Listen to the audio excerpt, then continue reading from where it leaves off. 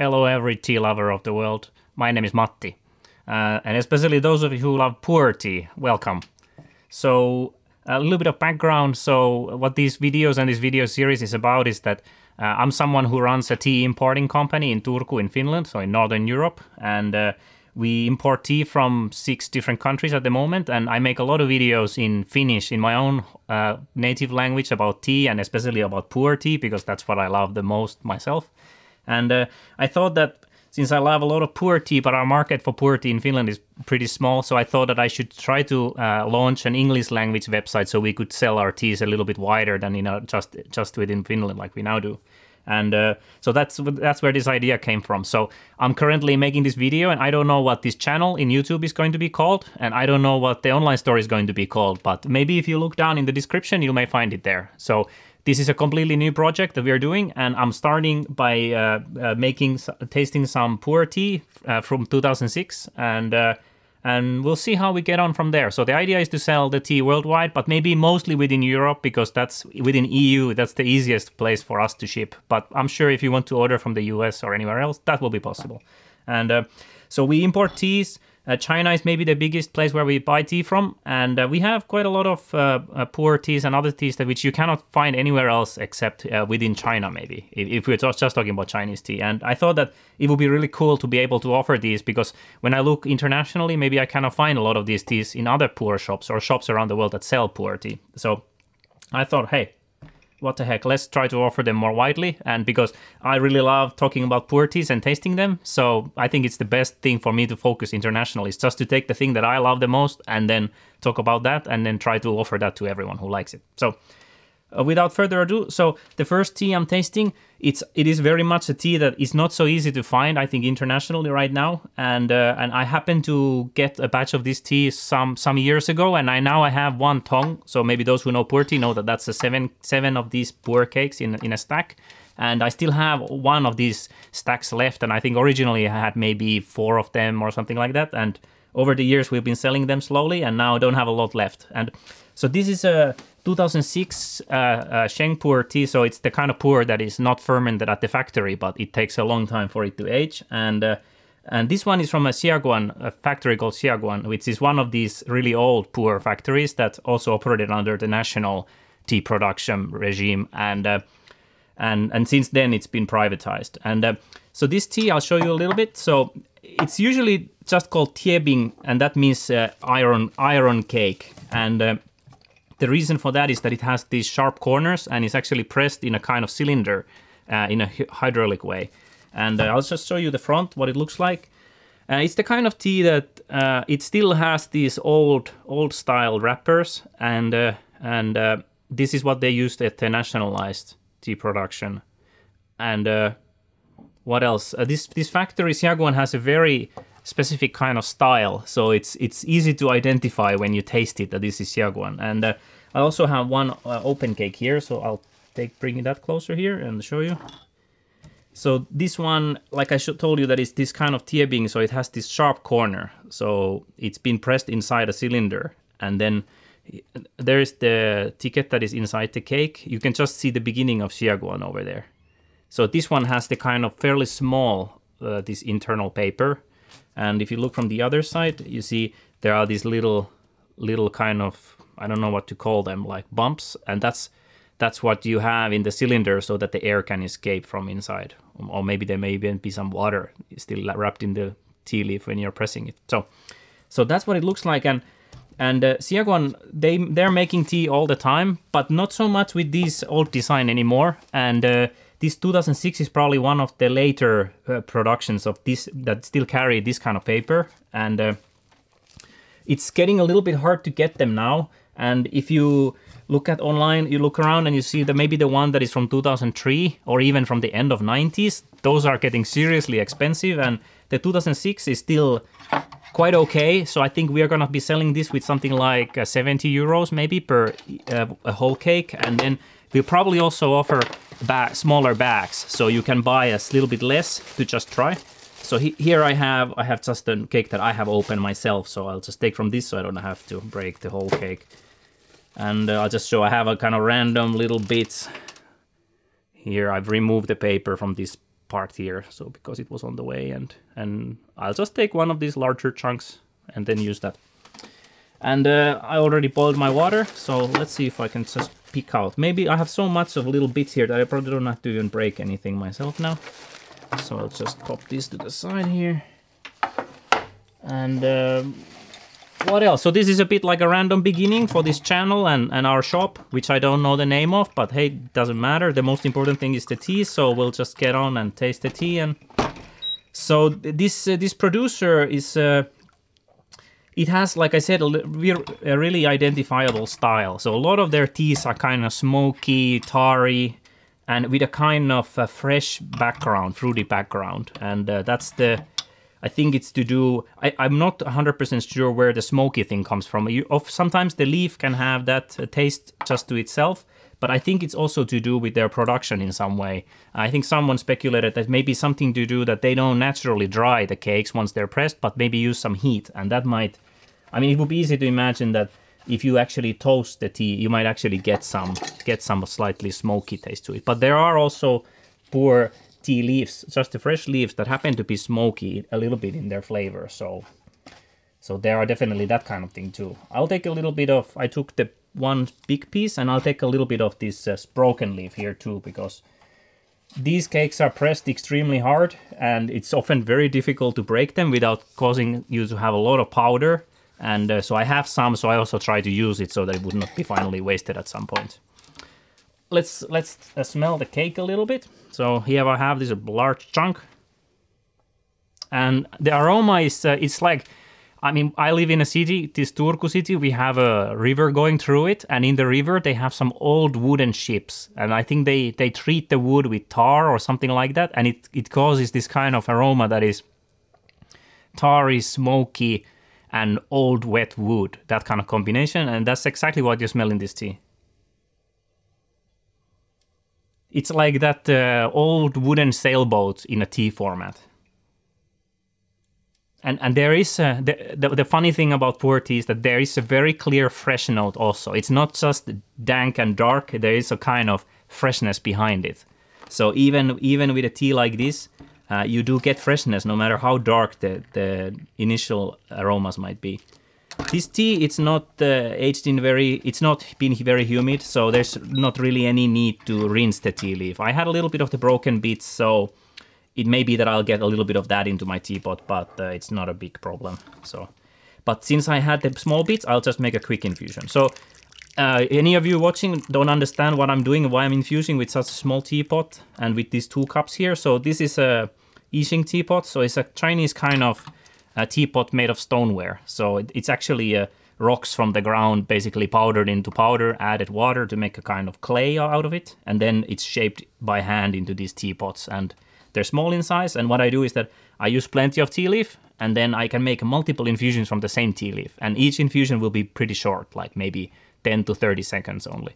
So I maybe used about, I don't know, 5-6 grams of tea, so that's quite a lot. So this can make over a liter of tea, and I'll just make it in small batches. So this is called gongfu way of making tea, and it's the most common way in China to make pu'er tea, and probably elsewhere also. Okay, so this is my first infusion. It's a little bit kind of yellowish orange with maybe a hint of brown. So it's not a very aged tea, but I don't know, like 15 years now. So it's not. It has a lot of some bitterness still to it. It's not like fully matured by any stretch of the imagination. Okay. And for this factory, they release a ton of products every year nowadays. And but what I've noticed is that it doesn't apply to all of their products. But I noticed that the 2006 year was very good, and then for many of their products, the 2006 and before were very good teas. And then we go to 2007, it's okay. And they start to go to 2010, 2012, the quality gets worse. So for some reason, I mean, there was a bubble in the pu'er market around the 2006, 2007. And for this producer, a lot of their products, the quality dropped, I mean, almost like from a cliff after that. And they've made some great teas since then, so it's not a question about that. But I just noticed that for some reason, for this producer, a lot of the teas from 2006 and before were better than what came after. So But I have tried some very good ones from them from 2008, for example. So it's like I said, it doesn't apply to every product, but I think this one is very nice, and I definitely prefer to have this than the same product from 2 years later. So very kind of dry, woody, tarry, slightly smoky aroma. It has a little bit of this kind of wet pullover, like a wool pullover, that kind of thing. But the most noticeable thing is the woody and slight smoke.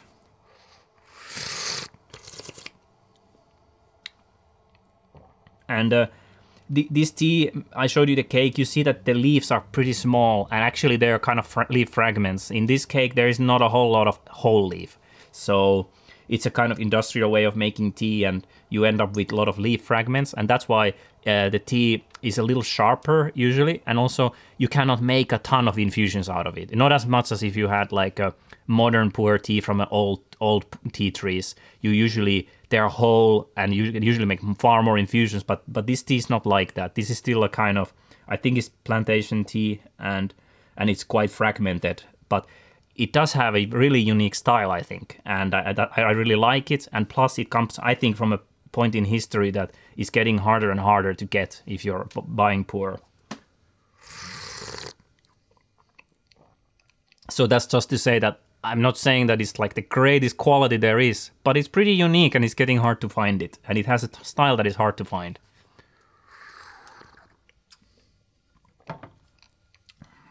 Yeah, this first infusion is of course a little lighter, but it's kind of, like I said, the tarry, slight smoke and wood. And with the aftertaste, it tends more and more towards sweetness, and like a fresh sweetness that comes in the aftertaste. I've also recently tried another, basically the same tea as this one, but from 2003. I just had a sample from some international tea shop, if I remember right. And it was very much like this one. Not a huge difference between this and that. And those of you who really love pu'er tea, you may know that the storage of pu'er tea matters a lot. So for our shop, we have a humidor, so we keep the pu'er tea at a higher humidity. In Finland, it's extremely dry all year round. In summer, we may get 50% relative humidity, but in winter, it's seriously low, like maybe 20. And so to keep pu'er tea in Finland, we have a humidor. We don't keep a very high humidity in it. Usually, it's a little bit safer and easier to manage. So I think right now we are in spring 2021, and I think we had around 55% there, and temperature is around 22. So we are not really aging the tea, we are more just maintaining the tea. That's what it's. And in this tea, I can tell that it does have enough humidity, so it has a kind of sweetness and kind of air to the taste. And if it was too dry, it becomes very spicy and bitter and thin. So it's not a problem with this, but I have to say that also it's not aging a lot at the moment. Okay, so my second infusion, I made it a little darker this time, and of course it's going to be because now the tea is starting to open up. Also, I had some compressed bits. So a little bit darker color. It's a kind of amber color, I'd say. This close-up camera, sometimes it's really hard to get the color to look just right because it's not such a good camera. But it's about amber colored, I'd say. Let me actually just smell the leaves in the teapot just quickly. Yeah, now you get a lot more of the kind of wet wool, that kind of, so it became a more sweeter maybe. But still, it's very noticeably kind of smoky and like roasted wood, that kind of thing, and the tarry features. I often compare this tea, I think it's a lot like those, you have railway tracks and they're supported by these wooden pieces that are treated with some chemical, and I don't know what they're called. What they're called in English, and but there is some. It's not exactly that chemical smell, but the intensity reminds me of that. So that's kind of interesting, I think.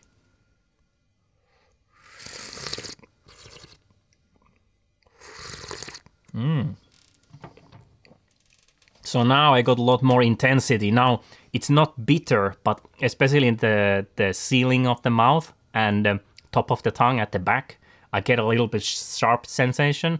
It doesn't bother me in any way. Actually, what you get out of that is that once you have this intense feeling, what you're gonna also get is a really long aftertaste. So now it's starting to release the sharp feeling a little bit, and what comes after that is kind of the echo of the smokiness, and then some really fresh, sweet aftertaste.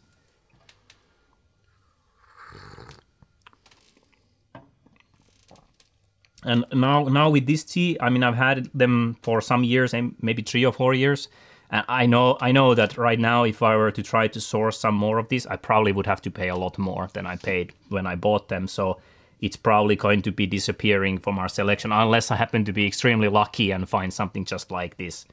But I don't think so. I actually asked the company that was stocking these, and they said that they no longer have them, at least. So of course, maybe I can find from somewhere else when can go to China next time. I don't know when that's gonna happen, but for now I still have a few. So if this kind of tea interests you, I definitely recommend it, because it's still a kind of ornament of the old Pu'er production in a way, even though it's a fairly new tea.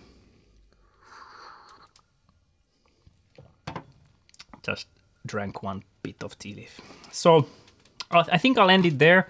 Also now, it just came to my mind that it reminds me of a little bit of some kind of English ale. So there is a kind of like a robust malty feeling to it too. And maybe the feeling of actually drinking it is a little bit like having a kind of strong, like maybe not like the brown type of ale, but the golden colored ale that has a kind of full taste. It has a little bit something like that too. So maybe if you're a beer drinker, this might be a nice, and especially if you like smoky whiskeys, then it might especially be nice for you. Okay, so this was our first video. I have no idea if in this new online store that are we going to offer like green teas or like Indian teas or whatever, Japanese teas, but I'm definitely starting with Pu'er tea because that's what I like the most myself, and that's what I want. I would like to expand a little bit beyond the Finnish market because it's pretty small. So if you check down from the description, you'll see maybe the link to our online store. Let's hope that it's up and running. I have no idea when this is going to be released, but this is our first tea, and I do recommend it. Everything I show you from here, I do recommend. So, okay, that's it. And I don't know. See you next time. You can pop a comment down below and press the thumbs up button, and even subscribe to the channel. Okay, see you next time. Bye.